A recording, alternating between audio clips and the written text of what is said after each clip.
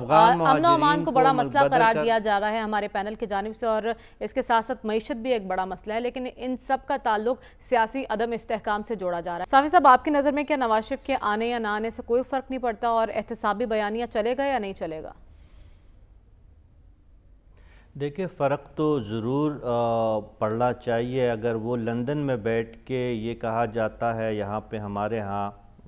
Media پہ کہ وہ پاکستان کے قسمت کے فیصلے لندن سے کرتے ہیں، تو پھر پاکستان میں ان کے لیے حالات سازگار ہو یا نہ ہو، ان کی آمد ضروری ہے۔ اگر وہ اب بھی نہیں آتے تو پھر مسلم لیگ نون کی قیادت سے بھی دستبردار ہو جائے، جس طرح وہ اقتدار ان سے چھینا گیا تھا اور جس طریقے سے وہ باہر گئے تھے، تو پھر مستقلاً لندن ہی میں ان کو قیام کرنا چاہیے، ان کو ضرور آنا چاہیے اور جلد از جلد آنا چاہیے۔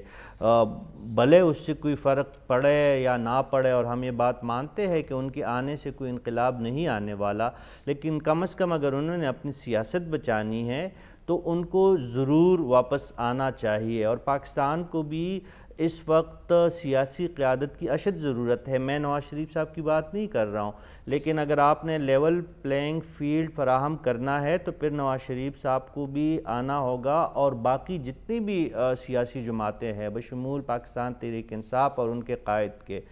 سب کو جو ہے موقع فراہم کرنا ہوگا۔ جس طرح ہم دہشت گردی کا رونا رو رہے ہیں، اور جس جوامردی سے مستونگ میں وہ ڈی ایس پی صاحب نے اور یہاں پہ جو ہمارے نوجوان تھے ہنگو میں، انہوں نے اپنا سینہ سپرد کر کے جس طریقے سے عام عوام کو بچایا، ان کی اگر یہ ایسا نہ کرتے تو خدا نخواستہ یہ تعداد اس سے ڈبل ہوتی ہے، ہم ان کا آج ڈبل رونا روتے۔ لیکن یہ چیزیں جو ہے یہ تب ہی ختم ہوں گی مستقلاً جب ہمارے ہاں سیاسی استحکام ہو۔ اس کے نتیجے میں ظاہر ہے اگر پھر جب معاشی استحکام آئے گا، ایک لانگ پروسیس ہے۔ اب ہم نے جو آگ برسوں سے ہم خود لگائی تھی اور خود پرائے جنگ میں ہم نے کود کے پرایا جنگ اپنے سرزمین پہ ہم لائے ہیں، اس کو ختم کرنے میں ہمیں کافی وقت درکار ہے، لیکن اس کا پہلا زینہ یہی ہے کہ سیاسی قیادت اور سیکیورٹی قیادت ایک پیج پہ آئے۔ اور واقعی میں اس بات سے بھی متفق ہوں کہ جس بیانیہ کے تحت جو مجبوری ہے مسلم لیگ نون کے کہ ریٹائرڈ جرنیلوں کا اور ریٹائرڈ ججوں کا جس طریقے سے وہ احتساب کا نعرہ بلند کر رہے ہیں، تو مسلم لیگ نون کو صرف فیض آباد دھرنے کے مقدمے کی حالت دیکھنی چاہیے۔ جتنے بھی پٹیشنر تھے بشمول وفاق اور بشمول پی ٹی آئی کے، ساروں نے ہاتھ کڑے کر دیے اور وہ ریویو ہی نہیں چاہتے۔ وہ جسٹس قاضی فائز عیسیٰ حیران پریشان بیٹھے کہ بھئی پہلے تو آپ لوگ فیصلے پہ اعتراض کر رہے تھے، ابھی آ کے ہمیں بتائیں کہ پہلے آپ درست ہے کہ ابھی درست ہے۔ اٹارنی جنرل کے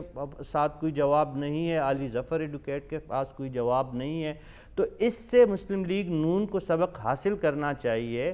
کہ اب بھی کچھ نہیں بدلا پاکستان میں، انقلاب کی سیاست بہت ہوئی، اب مفاہمت کی سیاست کرنی ہوگی۔ ٹھیک ہے صافی صاحب، آپ کی نظر میں کیا ہم انتخابات کی جانب بڑھ رہے ہیں؟ الیکشن کمیشن نے حلقہ بندیوں کی ابتدائی فہرست شائع کر دی ہے۔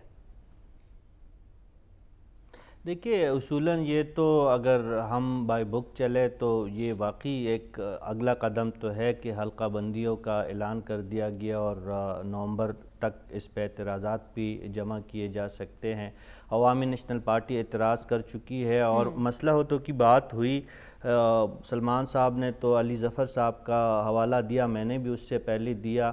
تو مسئلہ ہوتوں کا اگر انقلابی لوگ بھی علی ظفر تھے جو بندیال صاحب کے کورٹ میں، تو ان کا کوئی اور رویہ تھا، اب قاضی فائز عیسیٰ کے سامنے وہ کچھ اور کہتے ہیں، تو مسئلہ ہے تو ہر جگہ موجود ہوتی ہے۔ اور دوسرا، الیکشن کمیشن بھی مسئلہ ہوتوں کا شکار ہے۔ ایاز صاحب کے چکوال کو تلگنگ بھی تحفے میں دے دیا، اور ہم جیسے قبائلیوں سے جو ہے 12 جو قبائلی سیٹیں تھی وہ ساری کی سارے ختم ہوئے، پختونخوا سے 6 نشستیں ہی چین لی، تو اس پہ اعتراض تو بنتا ہے۔ آپ خود جانتی ہے کہ پروگرام میں پہلے بھی عرض کر چکا ہوں کہ قبائل مردم شماری کو نہیں مان رہے تھے، تو حلقہ بندیاں جو ابھی ہوئی ہے، جو مکمل طور پہ یہ جو ہنگو جہاں پہ آج واقعہ ہوا ہے، اس کو اورکزئی ایجنسی کو لا کے ہنگو میں شامل کیا گیا، باجوڑ کو دیر میں شامل کیا گیا، مومن ایجنسی کو چارسدہ میں لا کے ٹونسا گیا۔ تو مصلحت ہر طرح اور ہر طریقے سے ہوتی ہے، اور 9 لاکھ کی آبادی کی شرط انہیں کے لیے رکھی گئی ہے۔ تو جہاں پہ آج سیکیورٹی فورسز نے جو شہادتیں دی ہے، جوب میں آپ مجھے بتائے، پشین میں مجھے بتائے، آپ نوشکی میں مجھے بتائے کہ 9 لاکھ کی آبادی جو آپ کتنے 100 کلومیٹر پہ جا کے پوری کریں گے، جو صوبائی اسمبلی کے لیے 450 کی آبادی کا ایک حد مقرر کیا گیا ہے، تو وہ آپ کہاں پہ جو دور دراز کے علاقے ہیں اس میں یہ آبادی آپ کہاں سے پوری کریں گے؟ تو یہ ساری چیزیں ہیں بائی بک، ٹھیک ہے ایک قدم آگے بڑھے ہیں، لیکن حالات ایسے نہیں ہیں۔ نگرانوں کے رویے کو دیکھے وہ تو ایسا طرز عمل ان کا ہے کہ جیسے وہ انتخابات کروانے نہیں، مستقلاً حکمرانی کے لیے آئے ہیں، وہ بڑے بڑے منصوبے پیش کریں، ان کے وزیر خزانہ دیکھے، ان کے جو نجکاری کے وزیر ہے، وزیر اعظم صاحب کے خطابات ملاحظہ فرمائے، تو ان کے رویے سے ہمیں نہیں لگ رہا کہ انتخابات فروری یا مارچ میں ہوں گے، لیکن الیکشن کمیشن نے جو اقدامات اٹھائے ہیں، اگر اس پہ اعتراضات سیاسی جماعتیں نہیں کرتی، سندھ سے ضرور آواز اٹھے گی، بلوچستان سے بھی ضرور آواز اٹھے گی، اگر ان تمام مسائل کو حل کیا جاتا ہے تو پھر جا کے بات بنتی ہوئی دکھائی دیتی ہے فروری کے آخر میں یا جنوری کے اختتام پہ۔ لیکن سردی کا کیا کریں گے؟ اور آخری دیکھیں، جب آپ میلاد کے جلوس نہیں نکال سکتے تو انتخابی عمل میں جو جلسے جلوس ہوں گے آپ اس کو کیسے ان کو کیسے کیٹر کریں گے، ان کو کیسے سیکیور کریں گے؟ یہ بھی